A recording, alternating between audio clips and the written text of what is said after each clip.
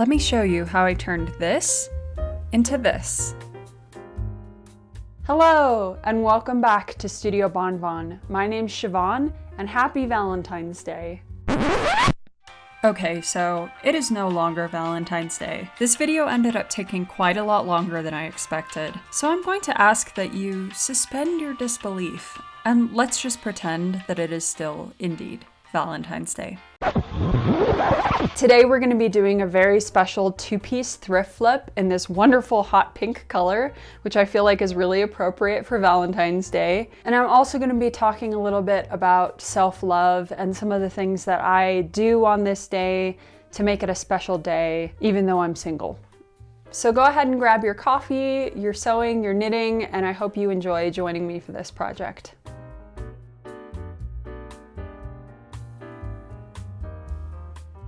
So, like I said at the beginning of the video, I'm going to be making a two-piece set for Valentine's Day. I got these items in the thrift store about 3 months ago, and I've been hanging on to them because as soon as I found them, I thought to myself they would make the perfect Valentine's thrift flip. So I've been hanging on to them for this day. This was such an incredible find. I actually found these in separate parts of the thrift store on the same trip. So I found this in the shirt section, and then I walked over and I found this in the skirt section, and they match perfectly.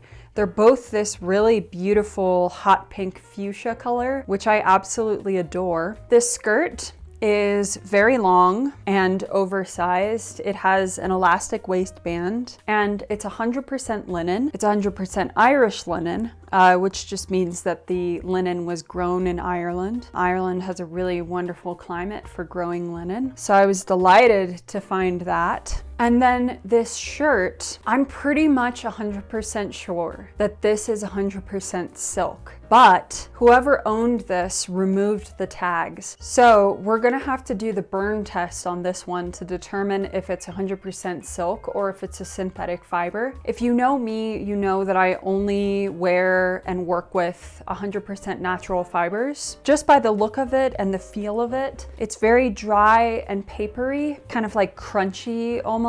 And it's got a gorgeous sheen. Silk can come in a ton of different varieties. So I pulled out part of my thrifted silk collection here just to show you guys what I'm talking about. As you can see here, sometimes it's very shiny. All of these ones have got a beautiful sheen. That's kind of what the stereotypical idea is when you think of silk. But it can come in a couple different varieties. For instance, these two are a bit of a rougher silk. They're both pretty shiny, but they've got a much rougher texture, but I've seen it a couple times. And then there's this other kind of silk that almost looks matte. Like it doesn't really have much of a shine. It does have a slight sheen just in the way that it catches the light, but it's very soft, almost like cotton. And that's what I suspect this is. Another indication that makes me suspect that this is real silk is the buttons. The buttons on this are a really beautiful mother of pearl, and they look real. They look like real shell buttons. And that's kind of like a little luxury detail that you don't really see on like poor quality clothing.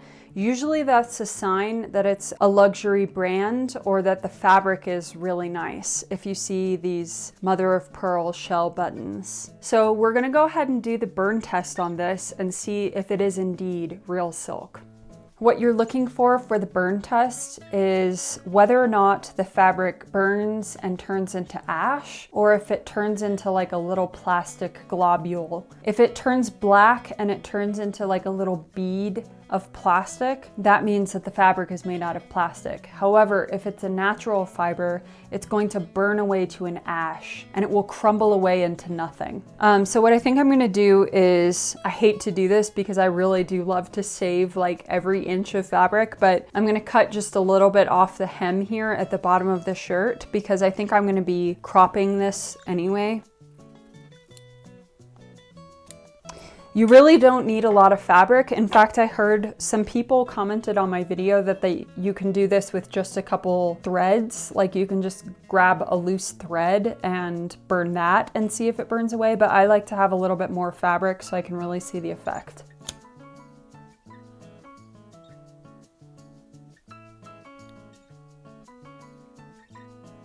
I'm smelling a smell of burning hair, which is usually a good indication that it's silk. It kind of burned into like a little globby, but when I crush it between my fingers, it turns into an ash. It doesn't stick around. So I'm not really sure. Let's do it again.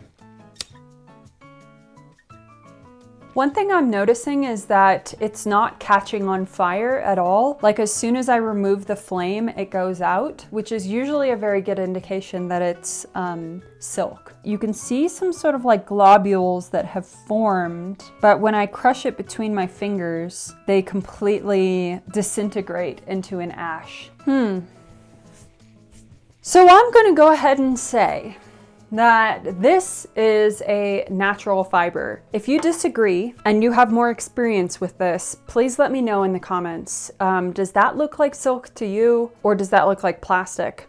But I'm pretty confident that this is silk, or at least a natural fiber blend of some kind. Okay guys, so I am super excited to dive into this project. But first, I did want to talk a little bit about self-love. So Valentine's Day, it can be kind of a weird holiday sometimes, especially if you're single. But I want to emphasize that just because you're alone doesn't mean that you have to be lonely. I think it's very important to mark this day and make it a special day, regardless if somebody else is giving you a gift or writing you a love letter. You don't need a partner to love yourself. So I wanted to share with you some of the self-care rituals that I've developed for myself throughout the years because they bring me a lot of joy, and maybe it'll inspire you to find your own joy in the day as well. So these are some of my kind of like springtime rituals that I do for myself. Sometimes I do them on Valentine's Day, sometimes I do them on my birthday, but I've been doing a version of these things every year for about 20 years now. So I wanted to share some of those things with you. So first thing I'm gonna begin with is this sweater. The thrift store in town was having a 99-cent sweater sale the other weekend, and I got about 5 wonderful sweaters for about $5, and this has become my new favorite sweater. I absolutely love it. On this channel, I normally wear clothes that I've made myself, but I don't actually dress that way in real life. I don't wear exclusively my me-made wardrobe. It's 100% cotton.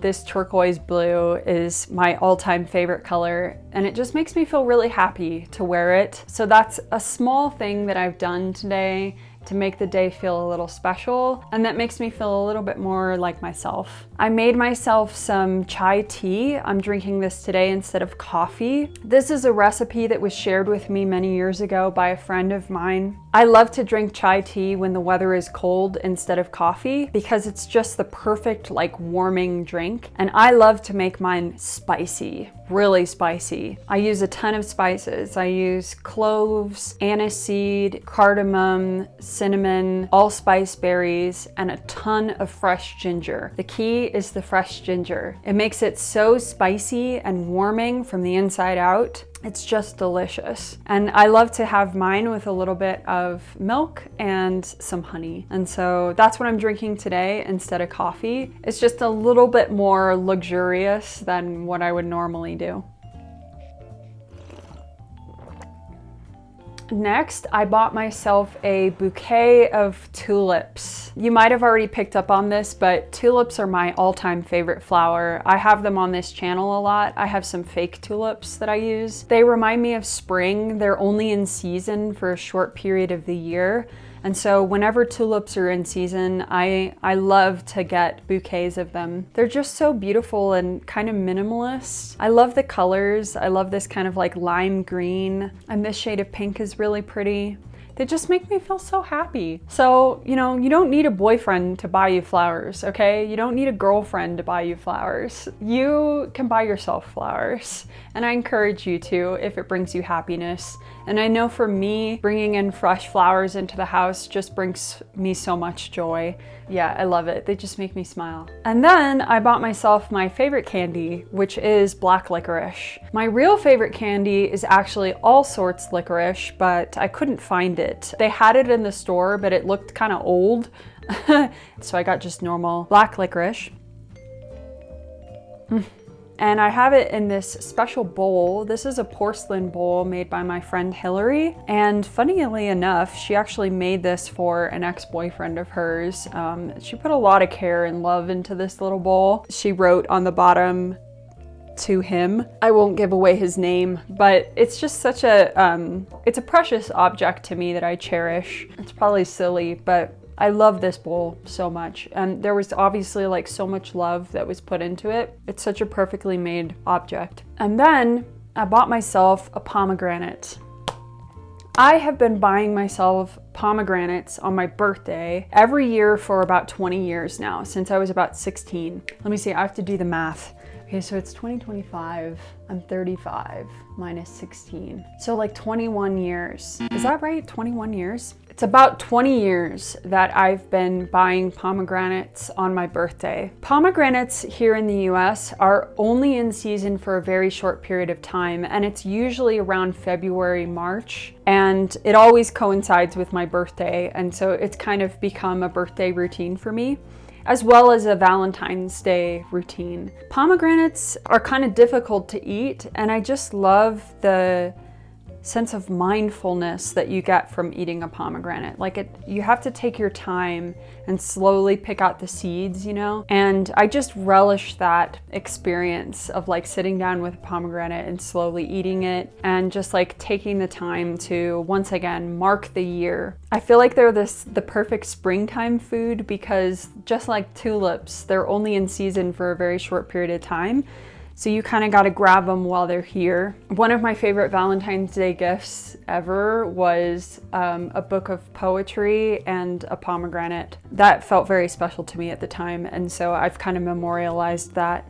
And then last but not least, I bought myself a bottle of rosé Prosecco because, of course, I don't normally drink champagne, but it's just the perfect thing for the day, I think. There's actually a sparkling rosé that's made by Sofia Coppola, the film director. She's one of my favorite directors. Her father is Francis Ford Coppola, the director of The Godfather, and he famously owns a vineyard in California, and they make wine. And Sophia has her own sparkling champagne that she has. I really like to get that one for Valentine's Day because, I don't know, it's just a special little treat. However, I couldn't find it here. It's probably easier to find in California than it is in Colorado, but this will do just fine. One of my favorite memories in recent years was actually a Galentine's Day. I was single that year, and so was my roommate, and we decided to make the day special. We woke up early, we made pancakes with cream and fresh strawberries. We got some bottles of champagne, and then we just sat on the couch in our pajamas all day and played Zelda Breath of the Wild. I'm so glad that we did that. That's such a cherished memory for me now. Savannah, if you're watching this,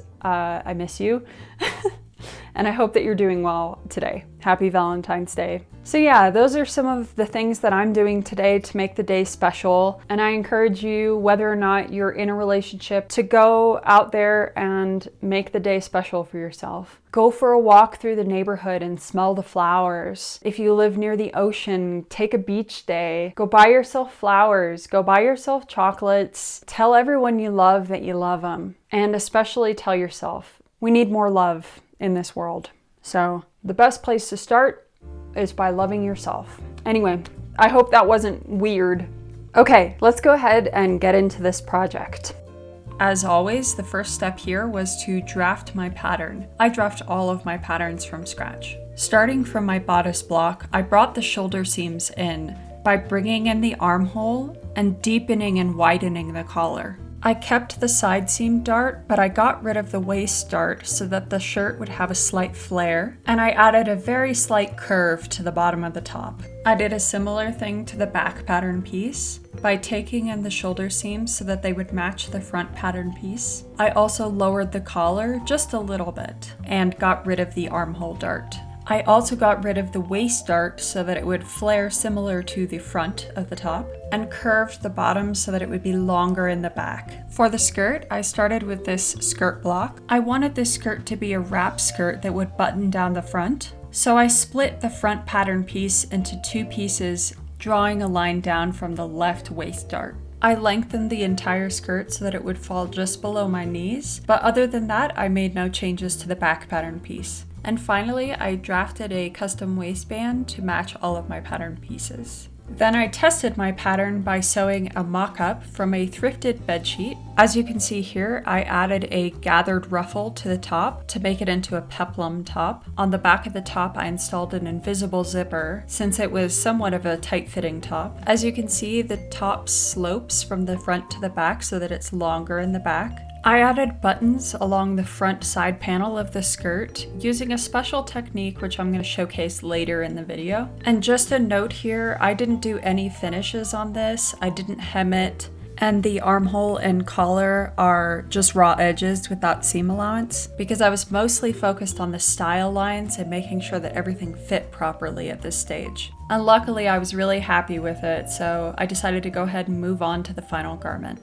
I seam ripped the original thrifted clothes and cut out my pattern pieces. I used the button-down side of the top to make my back pattern pieces, which was split in half, and I used the back of the original top to make my front pattern piece, and I used the remainder of the fabric to create the gathers and facings. I sewed it all together, and this is the final result. As you can see, this silk and linen fabric has a much better drape than the cotton that I used for the mock-up. I used the original shell buttons from the top to make the buttons along the skirt. I made a small mistake on the collar. As you can see, it's a little bit higher than it was in the mock-up. I'll be talking about that a little more later in the video. The gathers on the peplum top are just a little bit shorter on the final top, but that's simply because I only had so much fabric to work with. Here's a quick look at the before of the original pieces that I had thrifted.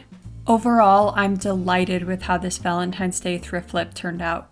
So now let's talk about some of the details. All right, so for today, I have decided to do something a little bit different than what I normally do. I usually film every step of my sewing process, but for this, I didn't film anything. So I decided that today, I'm just gonna talk about each item instead. So let me know if you like that or not in the comments. So this top turned out fantastic, but it was very time consuming to sew because I spent a lot of time on the finishing details for this. I'm so proud of the way that it looks on the inside. That's such a sewist thing to say. I really made sure to take my time with the finishing details on the inside because I really wanted to make sure that it wasn't going to fall apart at all. I finished the shoulder seams with French seams to prevent fraying, of course. I love French seams. For the collar and the armholes, I finished them with a facing. So I really didn't have much fabric to work with once I had cut out my pattern pieces. So the facings are very small. They're kind of thin, but they work. The reason that I wanted to do facings like this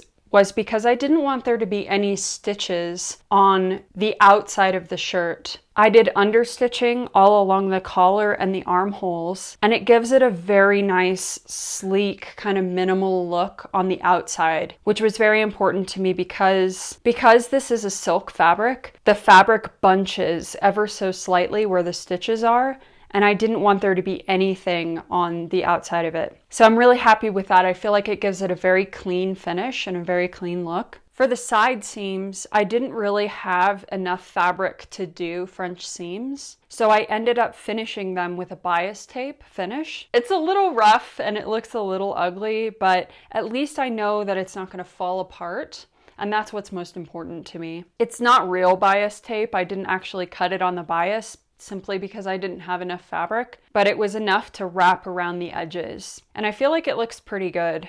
The back of the shirt has an invisible zipper, and I wasn't able to find a pink zipper at all. All they had was this kind of cream-colored off-white. It's not horribly noticeable. It doesn't like ruin the effect of the whole top or anything. And I feel like it came out pretty okay. I finished the invisible zipper with bias tape along each edge. It's a small thing, but it makes a difference. That's also going to ensure that the seams are not going to fray at all. I was really worried about the fabric fraying. I did do a zigzag stitch on some of these facings, but for the other facings, I actually did a baby hem. A baby hem is basically a rolled hem that is as tiny as you can possibly make it.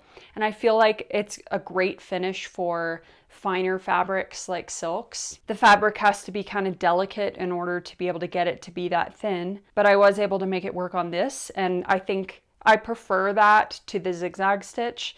It looks a lot neater. For the gathering around the peplum here, I actually haven't finished this edge yet. I was originally planning on doing it with a silk ribbon, doing like a bias tape wrapping around with a silk ribbon. However, this took so long to sew because of all these extra little details that I did, and so I was just so exhausted at the end.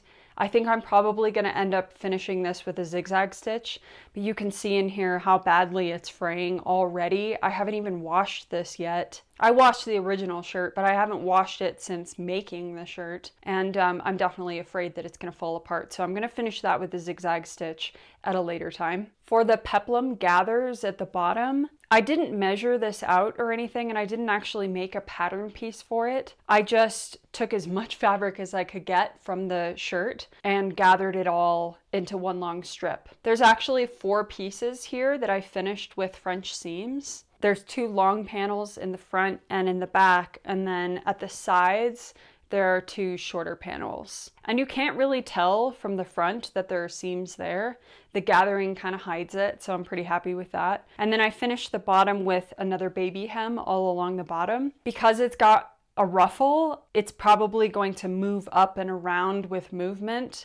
So I wanted to make sure that that hem looked very discreet, and I feel like this was a good way to do that. Plus, it allowed me to keep as much length as possible. So something did go wrong while I was making this top. This seems to happen every time. I put on a podcast, I put on music, and I get totally carried away, and I end up cutting out the wrong pattern pieces, which when you're doing a thrift flip and you don't have much fabric to work with, this can be a real killer. These are the fabric scraps. This is all I have left over from this project, from both the linen and the silk. Basically nothing. So I really used like almost every inch of fabric for this project. For the front piece here, I accidentally cut out the back piece. The back pattern piece was a little bit bigger than the front pattern piece, so it was pretty easy to remedy my mistake and just like cut out the smaller front pattern piece. However, I don't think that I actually fixed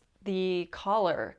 So I think this collar is a little bit higher than I originally wanted it to be. I think I would have preferred if it had gone down a little bit more on my collar, because I feel like it's a little bit stiff to have such a high collar, you know, it's a little bit overly modest. So I think I would have preferred to have the original collar, but it's not that big of a deal. It still looks pretty good. I kind of rushed the sewing of the peplum here. There's a couple places where the fabric is a little bit puckered, and so I think I want to rip that and do it again, because especially on the front here, there's some puckering at the bottom. I really want to finish that a little bit better. So yeah, that's it for the top. Yeah, overall, I love this top. It's so comfortable and cute. I just think it's so cute. I feel like a little flower. So yes, now I'm going to move on to the skirt, which is definitely one of my new favorite pieces. I drafted a mock-up for this pattern like about 2 years ago, but I never actually made it into anything. So this design has been kind of like rolling around in my head for a while. So I'm so glad I finally got to make it, because I just love the way this fits. I love the kind of sleek pencil skirt look. And this skirt is just so great because it's got kind of a modest silhouette because it's kind of long. It goes just past my knee, but I feel like the buttons along the side make it a little bit like more sexy. Like if I really want to, I could undo the bottom button and it, you know, I can kind of play around with like how much leg I want to show. And I really like that. It's very pretty, it's minimalist, it's sleek. I love a high waist. So yeah, I'm in love with this pattern, and I think that I'm gonna make a couple more for summer. This linen is an absolutely beautiful fabric. New linen is notorious for being really wrinkly, but the more you wash it, the softer it gets, and it develops a really beautiful kind of slouchy effect with a wonderful drape. And this skirt had obviously been worn a lot because it's quite soft. So it's kind of like at the perfect stage for it to have a really beautiful drape, which is good because I feel like for a tight fitting garment, like if the linen was a bit newer, it would have definitely wrinkled more, which doesn't really work very well for this design. But since it's a little bit broken in, it just flows beautifully. These shell buttons are definitely a highlight for me. So as you might remember, these buttons were originally on the top. I took a lot of time making sure that the spacing was correct on these buttons so that when I walk around and especially when I sit down, that there's no gaping that shows through. I only had 5 buttons to work with, but that ended up being like the perfect amount. I finished everything with French seams, of course. If you know me, you know I love French seams. So the inside of this is just beautifully finished and looks just as nice as the outside does. I finished the bottom with a really simple rolled hem, and I finished the corners with a diagonal fold, which I feel like just looks a little bit nicer than a regular old rectangular fold. I finished the waistband with a clasp closure. On the inside, I finished the edge of the waistband with a silk ribbon. I have a collection of these silk ribbons that were remnants that I bought online,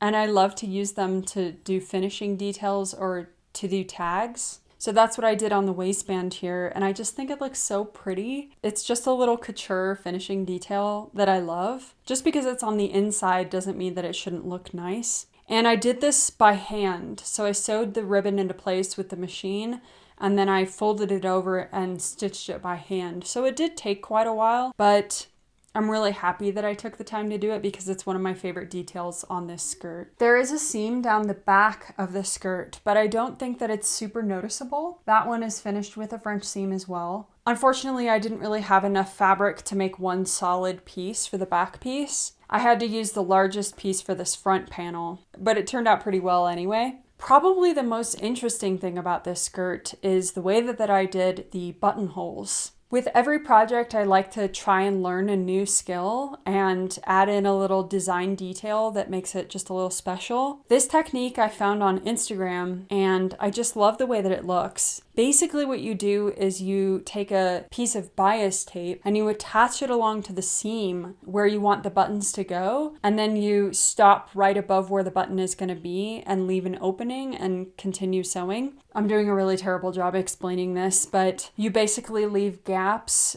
in the bias tape for the buttons to go, and it creates a buttonhole that doesn't have any stitching on the outside. And I just think it's such a clean, neat finish. And what I love about it is that when you undo the buttons, you don't really see the buttonhole. Like it kind of disappears. And I think especially for this design, it just makes it look really nice because I'll probably be wearing it with the bottom button unbuttoned sometimes. So I really like that it kind of like disappears into the seam. So yeah, I love that finishing detail, and I'm probably going to use that on future designs because I love the way it turned out on this. This skirt is definitely going to be a wardrobe staple for me. Because the fabric is linen, it can be worn in a more casual way, I feel like. Especially in summertime, I think it's going to be a great versatile piece. Whereas this top is a little bit more formal.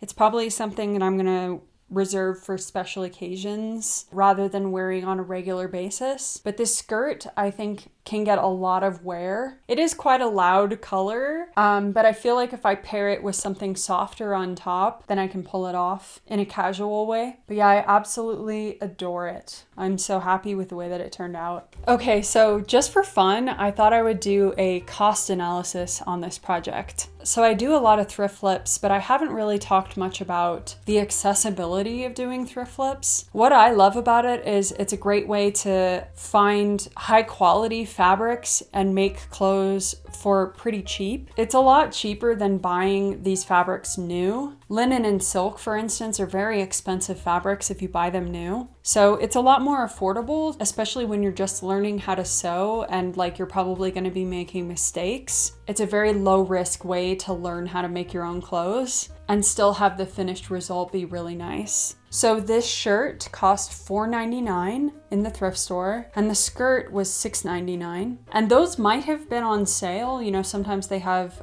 colored ticket sales, but I didn't actually make a note if they were on sale that day or not. So I'm just going with the full price. That's full price. The thread and the zipper was about $6 total. So in total, this project cost me $17.98 just in materials. Now let's look at labor. So if I was paying myself a wage of $15 an hour, this project came out to a total of about $480. It was about 4 straight days of sewing for me. It was quite a lot of sewing. It took a while. But yeah, $480 just in labor. This is a reminder too that all of your clothes are made by a human being. There is no machine on earth that is able to sew clothes. Every item of clothing that you own was sewn by a human being somewhere.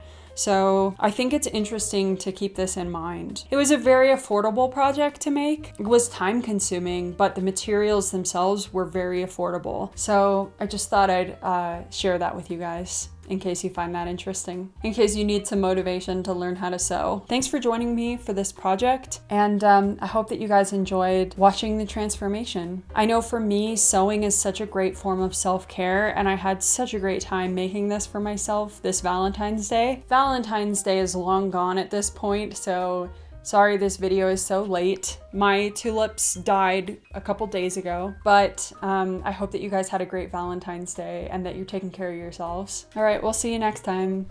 Bye.